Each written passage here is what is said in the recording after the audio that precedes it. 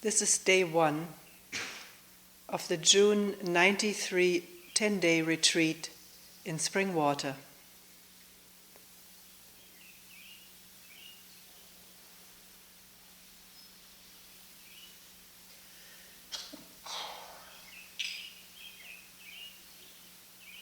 We will use the first talk, as we usually do,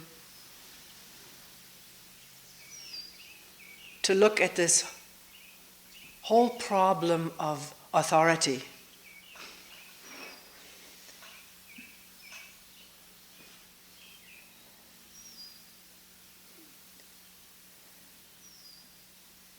Looking at, questioning, listening to how we create authority in each other and in ourselves, to become aware of that process.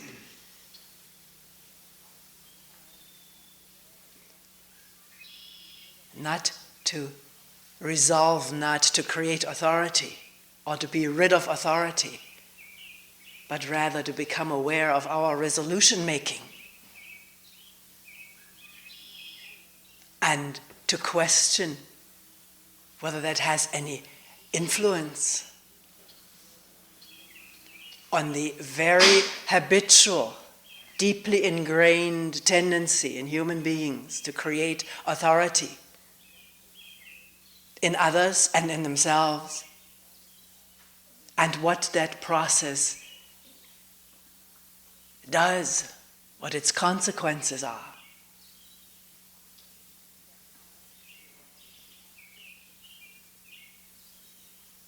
In that connection, we will also talk about listening. What is listening? To start maybe with the simplest of questions. What does it mean to listen? Simply.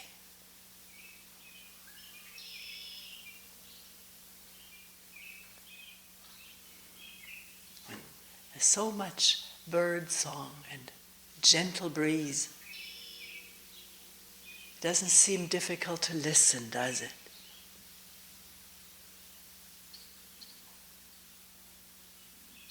The sounds are so present, aren't they?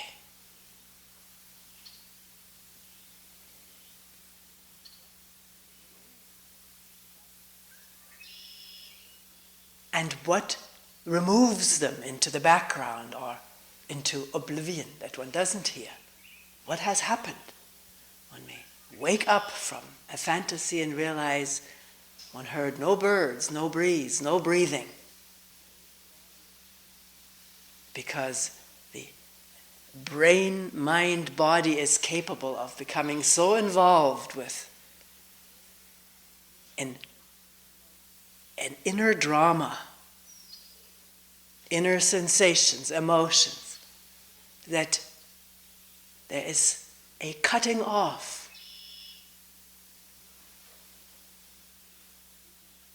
of perceptions of what is going on around one, including the perception of what is going on within. The involvement precludes perception of the process of emoting, fearing, guilting.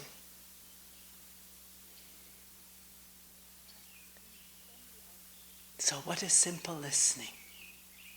Not, please, from the outset, let it be said very clearly, whatever is spoken here and talked about does not mean this is what we should be doing, and the opposite is wrong. This is how we hear things, also due to conditioning. A certain emphasis is made, and then the mind precludes this is the right thing she's talking about, and the opposite is the wrong thing. And observing the opposite in myself, I must be doing wrong and therefore feeling guilty or depressed. We're not pointing things out in order to point out the right thing and separate it from the wrong thing, but to bring into awareness what is going on in this mind, which is not my mind or your mind, it is the human mind that in awareness exposes itself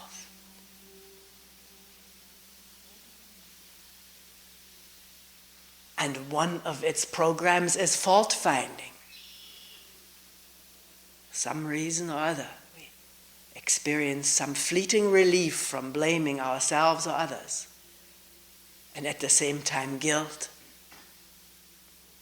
or some kind of pleasure at being able to blame someone else for once. Usually it's me. This time, happy to say it was your fault.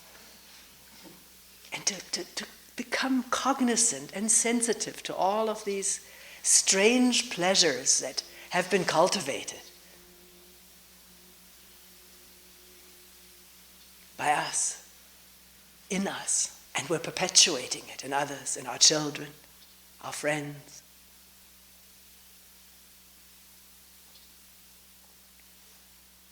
So, when we're talking about listening, we're not saying, this is how you should listen, but rather, what is listening? Whether it's happening or not, maybe at this moment of listening, it's happening. Not because it should happen, but because it's happening.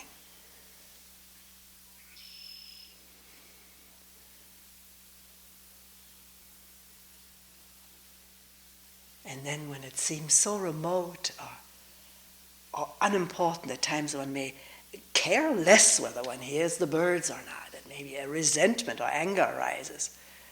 What's the importance of that? What is important is all this inner stuff which is oppressing me, hurting me, driving me. Well, what is that inner stuff? Listen, can we listen to it, alone and together, as though it was strange birds, cacophony of strange birds, never listened to before. The resenting, the guilt feelings, the pain and anger and hurt. It's just as worthwhile and precious to listen to in a new way as the song of birds and the rustling of winds, breeze, leaves, whatever it is.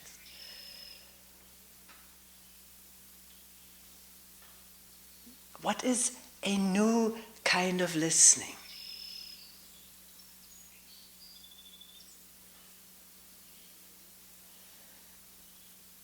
It is without looking for blame or praise, for credit.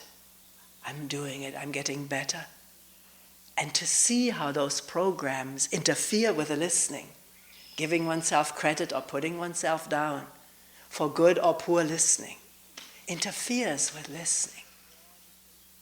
But the listening can expand and broaden to include hearing the blame program or the praise or crediting program, to include it all, or let it include itself, which it does, it happens.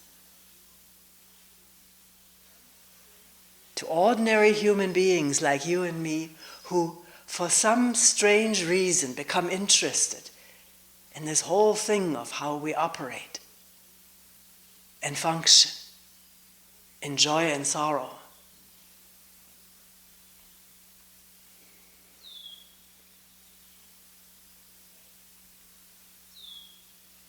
So is it all right to ask the question whether a human being like you or me can listen for moments without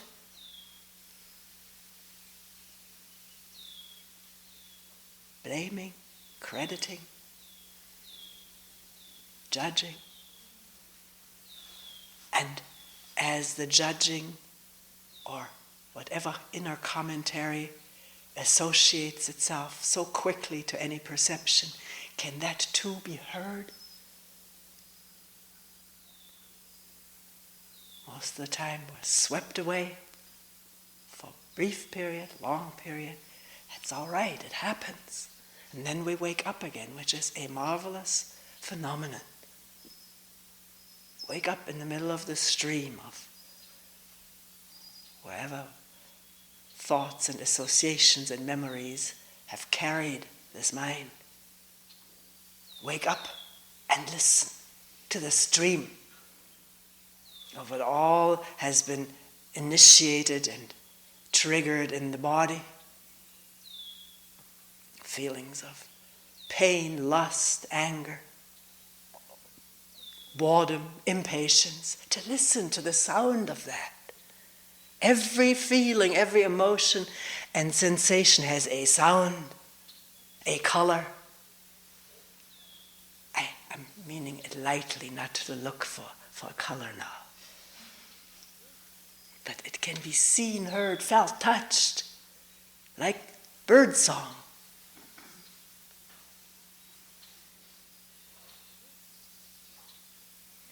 And nothing need to be made out of anything. We could put that burden down by seeing through it. It's not necessary to make anything out of anything, including ourselves, each other, the birds, the pain, the sorrow. A new way is to just hear it, feel it, see it, spaciously, openly, aware of the guilt or blame or credit as it arises, and not take credit or blame for noticing or not noticing it. Do you see how it expands in this way? Whatever has happened and waking up to it, no blame, no credit, no knowing, just what is, and it's already past. The body may reverberate with whatever happens physically as thought transforms itself into neurotransmitters, it's called. Chemicals that lock into organs and glands and all kinds of receptors in this body, making it vibrate to the tune of the thought, of the memory, the imagery.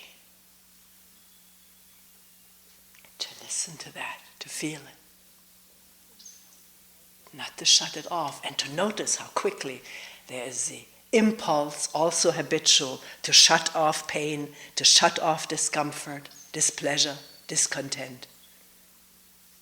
So quickly the body has learned this since the beginning, to shut off what feels unpleasant.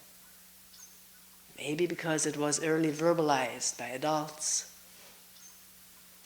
Smile, don't feel bad. Don't cry. Laugh. Some parents tickle children when they cry to make them laugh.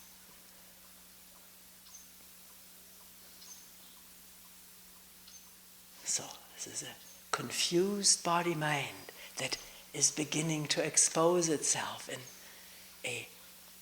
a quiet sitting and listening. And can the confusion be allowed to expose itself? We're using the word confusion here, but it has no connotation of being either good or bad. It just means, let's look at it. What does confusion mean? It shouldn't be like this. A thought should be different. Why is it like this and not else, not otherwise? This kind of jumping around of thought to alternatives that should be or shouldn't have been. And here is this thing, and that's all of this we call confusion. How beautiful to look at this jumping around and to penetrate the essence of it. What's happening when I say I'm confused? Rather than impose another alternative. I should not be confused. I should be clear. That's why I came here for. So to become very sensitive to all the shoulds that hide what is, and not assume that it's not worthwhile to look and listen and feel and touch what's there in all simplicity.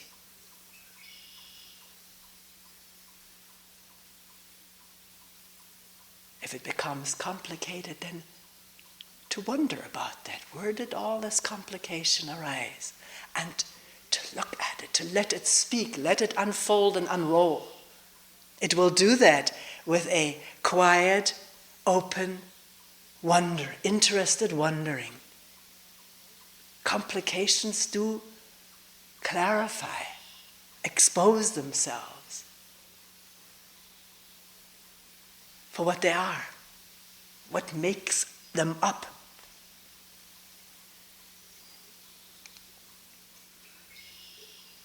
And as we just briefly mentioned yesterday in a metaphor about looking at the shape and size and color of a cloud, looking at confusion or complication or whatever is one wakes up to. It changes, it doesn't remain the same as when it rolls automatically off the assembly line. A wondering, stopping, looking and listening is the change already. And it's amazing what insight brings, how it reveals, what catches us up, blocks us, hinders us, oppresses us,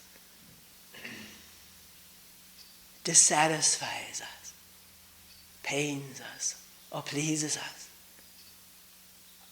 To let it be there in the light of day. It doesn't have to be shared, but it's often very wonderful to share these things or to expose together, to inquire in a group or one-on-one. But it can happen all by oneself.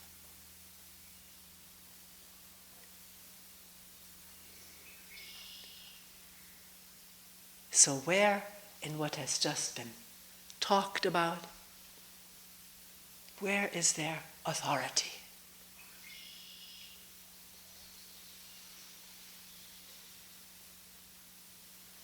All kinds of things have been put out to look at, to examine.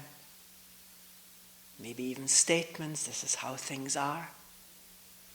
But what runs through all of this, the essence of it, is to see it for oneself, not to take someone else's word for it and just incorporate it into one's body of knowledge. That this is how my mind works, this is how the human being interacts. Or to make it verbal is one process, and it is all right to have that too, to verbalize it clearly, so the intellect is digesting it, assimilating it in its way, connecting it up with other knowledge, and it is coherent, it makes sense. But we're asking for more than intellectual coherence. In this work, we're wondering whether each one of us can see for themselves the truth of this moment, regardless of what anyone says, not to take someone else's statements as the truth, because that immediately suspends or terminates the inquiry for oneself.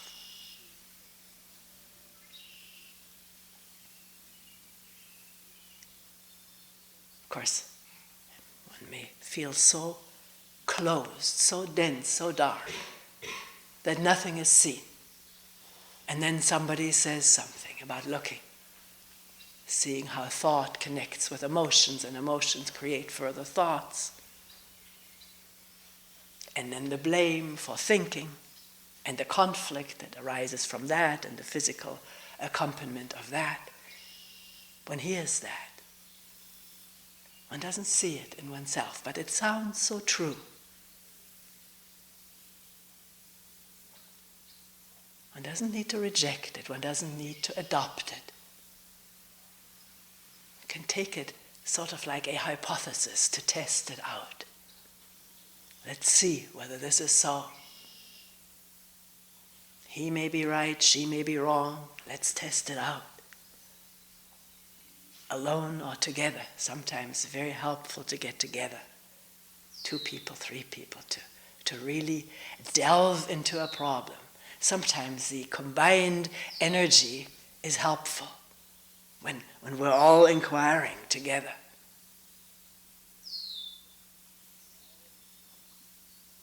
So, I'm not saying to reject anything that is said, and yet not to take it over as truth, but to leave it there hanging someplace.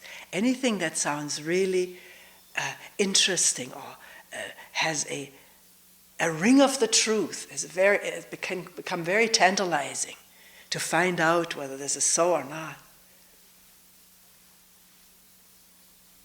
Probably all of us began this kind of work at a time when we heard somebody say something that we couldn't understand, and yet it sounded so tantalizingly true or possible or impossible.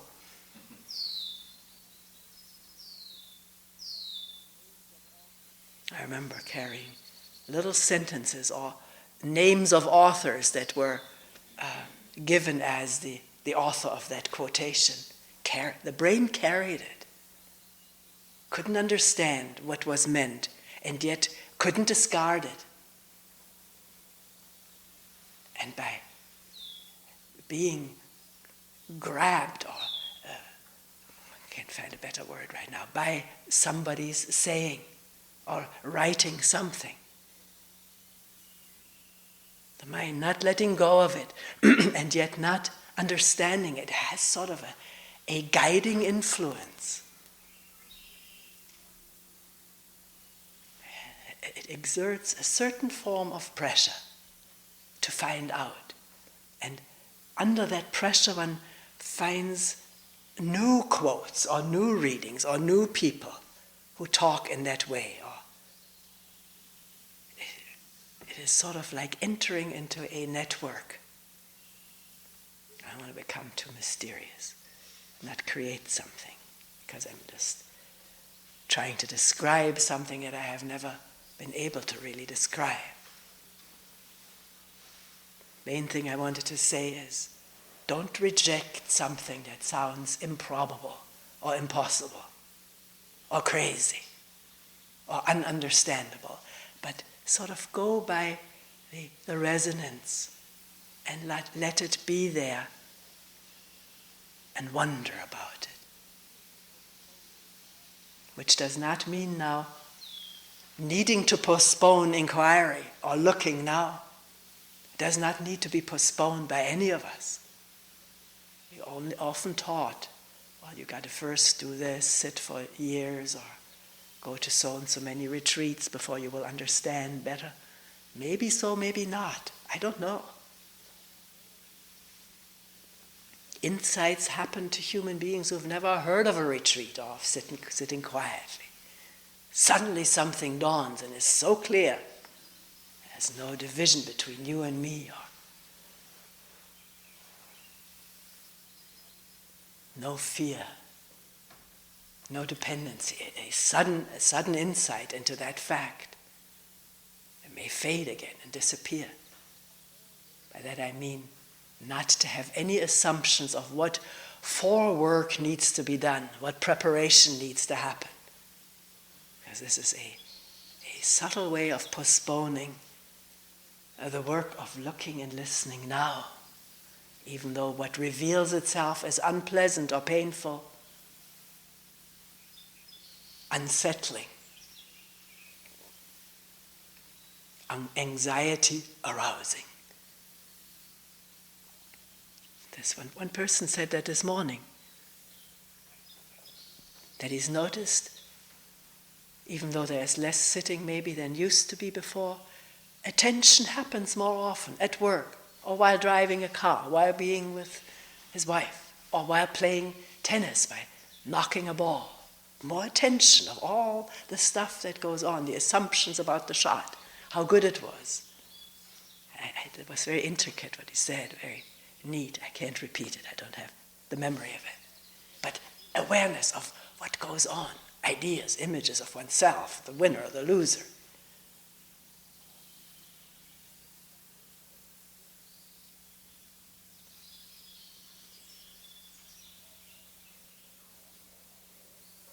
It happens.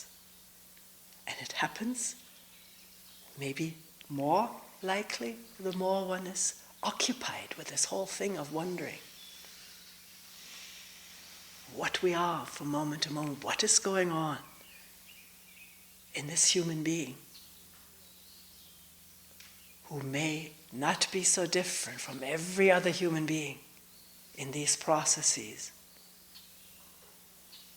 which go so undetected because they can feel so real, representing truth and reality rather just imagination with its physical accompaniments.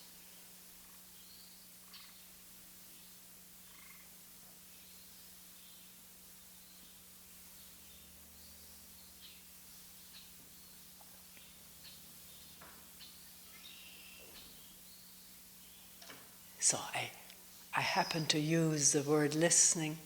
I used to use seeing. I still use that. They're interchangeable. Sometimes people say to me, well, how would you talk about listening to somebody who's deaf? Or about seeing to somebody who's blind?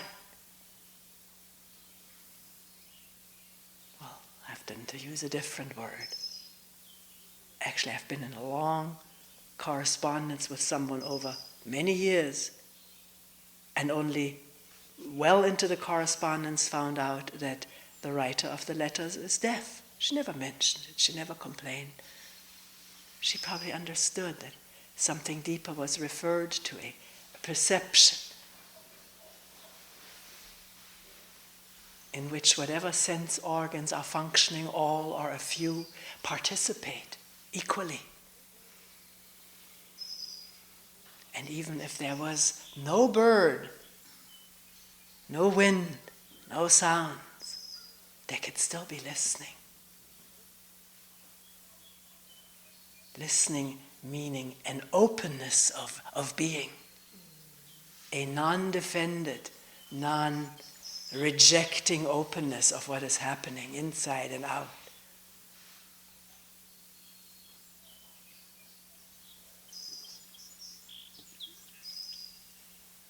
Without a point of view.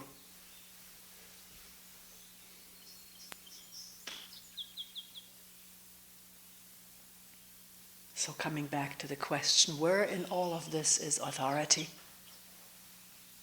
Maybe it'll come up in a meeting. We can look at it right now. Have you imposed authority upon me, upon Toni? Look at it. Let's look. Have I imposed authority upon myself? What have I imposed upon you? Can we look at it? Maybe it won't reveal itself right away. Maybe it's there very clearly. You expect something of me because of some projection of what I am, from what you know, have read, have remembered, or want to have in me for you. Can one allow that process of projection, of authority making come into view?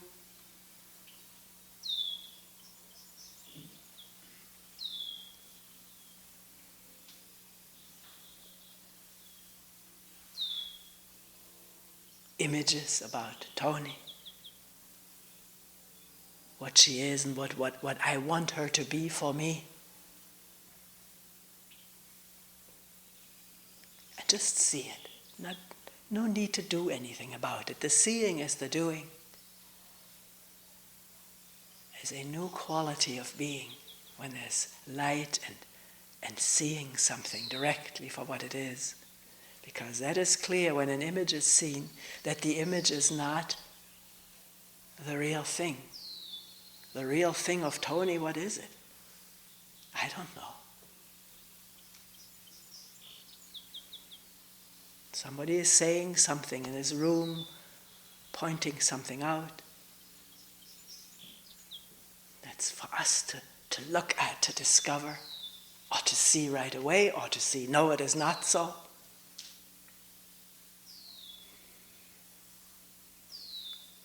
Without creating authority, either in the one who's talking or in oneself who knows better.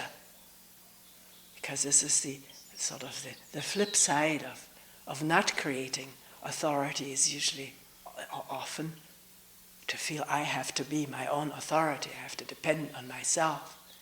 And it's virtually the same process of depending on what one knows, has experienced, wants to be, maybe hasn't even experienced, but believes one has experienced, all the things we cling to in this image bundle that we call me. Trying to protect it and trying to live by its dictates, the tapes that are part of it, do this, do that.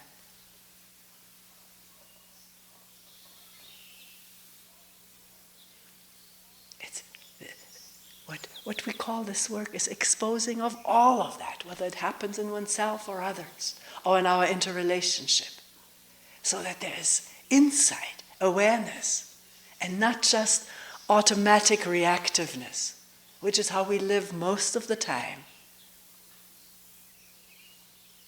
reacting out of past conditionings, past experiences, hurts and pleasures.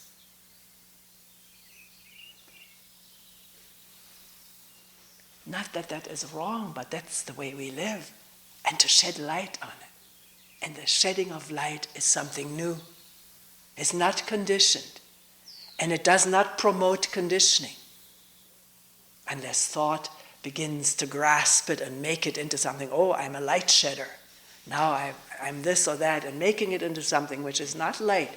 It is the same old conditioning of needing to be somebody, become something, to cling to feel superior in the midst of all of our inferiority feelings.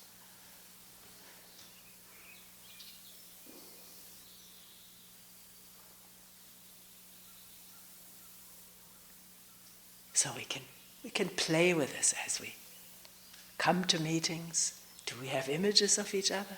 Right now, do you have an image of me? Look at it. Let it be seen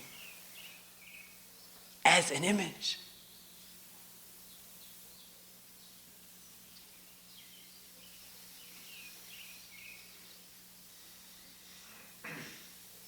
Only has power and considerable, enormous power when it's not seen. Then it controls our actions and reactions, and strivings and yearnings and hurts and discontents.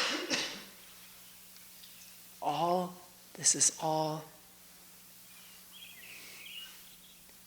run by unconscious, unseen programs. Discontent, fear, anxiety, guilt.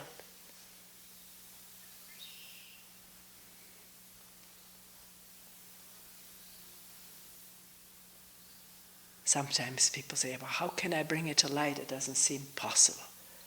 I don't seem to get to the bottom of it. But that's already trying to go further than one is. What's going on right now? Not at the bottom of it. It's moving away into some imagined realm. How does it feel and sound right now? Whatever it is that one feels one can't get to the bottom of it. Because there may be no bottom to it, but there may be insight, opening, direct touch with what's there now, which includes the bird and the rumbling stomach.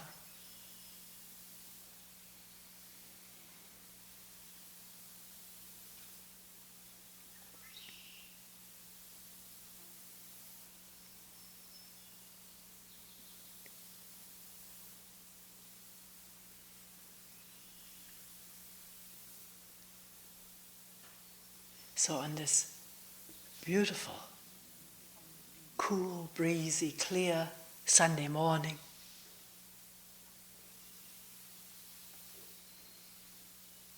so quiet, little traffic, no voices,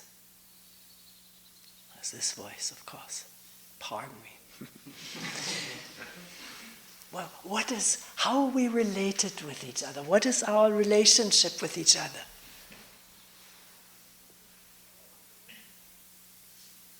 Could it from the very beginning be one of no authority?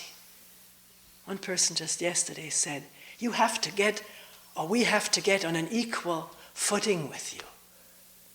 I may not remember it completely how she put it. Feel an equal level with you. Not feel you're up there and we're down here, or you're the teacher and we're the I don't know what. I don't think of people as students and myself of a teacher. If you say I am one, then I'm not fighting you. But I don't think in those terms. The feelings that are there are openness and friendship and goodwill and being in this whole thing together in a joyful and energetic way, even though what may reveal itself as pain or whatever. It doesn't stay anyways, but when it's there, and it's real. Let it remain real and not slip into the story of it, or somebody fix it for me with authority. That's the worst pain.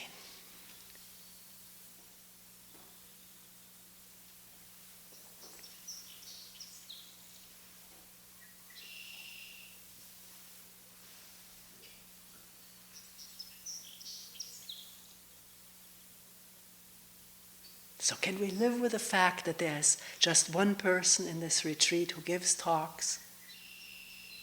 Meetings for 2 days are open to anyone.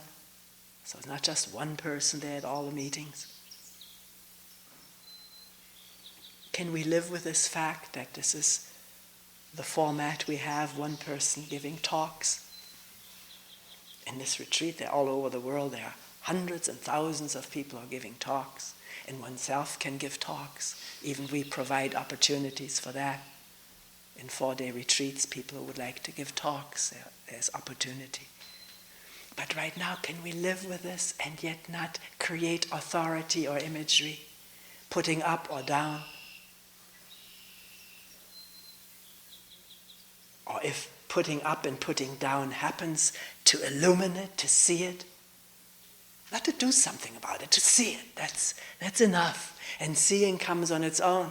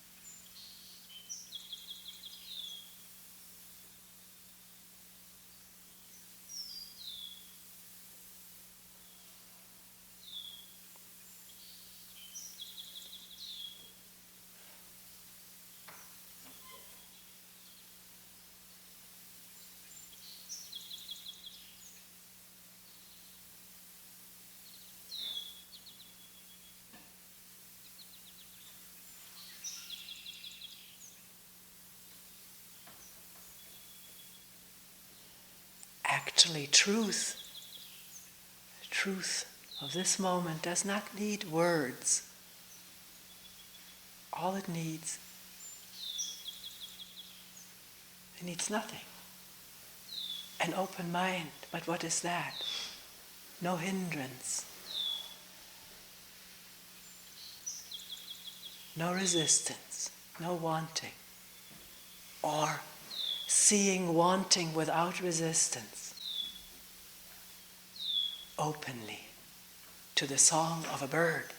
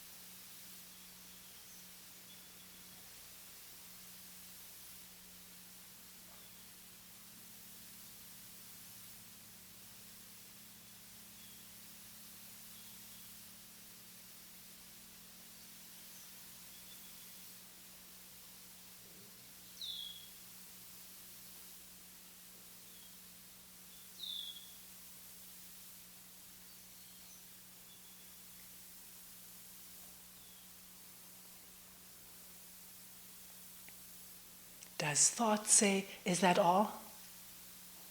That's another song.